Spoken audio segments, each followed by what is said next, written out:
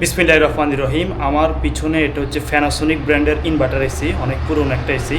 তো হচ্ছে আমরা একটি মসজিদ হচ্ছে এসিটি হচ্ছে রিইনস্টলেশন করছি। মসজিদে হচ্ছে কনস্ট্রাকশন সাইডে হচ্ছে কাজ চলছিল, এই কারণে হচ্ছে এসি হচ্ছে খোলা হয়েছিল। তো এটা হচ্ছে আমরা এই স্থানে হচ্ছে সেট করবো। আউটডোর যে ইউনিট সেটা হচ্ছে সেট করে নিয়েছি। সার্ভিস পাইপ হচ্ছে এদিক দিয়ে হচ্ছে বের হয়ে এটা হচ্ছে এদিক দিয়ে আসবে, আসার পর হচ্ছে এখানে উপরে সেটা হচ্ছে কানেকশন হবে।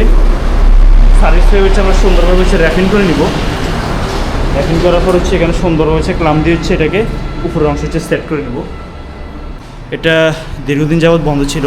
তো সর্বপ্রথম হচ্ছে আমরা এটা ইনস্টলেশনের পরে সার্ভিস পাইপ কানেকশন করা হয়ে গেলো, অথবা হচ্ছে সুন্দরভাবে হচ্ছে এটাকে প্রেশার হোল্ডে রাখবো। প্রেশার হোল্ডে রাখার পর যদি প্রেশার পারফেক্ট থাকে তারপর হচ্ছে আমরা ভ্যাকুয়াম করে এটার যে গ্যাস সেটা হচ্ছে আমরা টেস্ট করবো যে গ্যাস প্রেশার ঠিক রয়েছে কিনা। তো পাইপিং হচ্ছে আমরা এইভাবে নেই, আর এখানে হচ্ছে একটা ক্লাম দিয়ে দিই।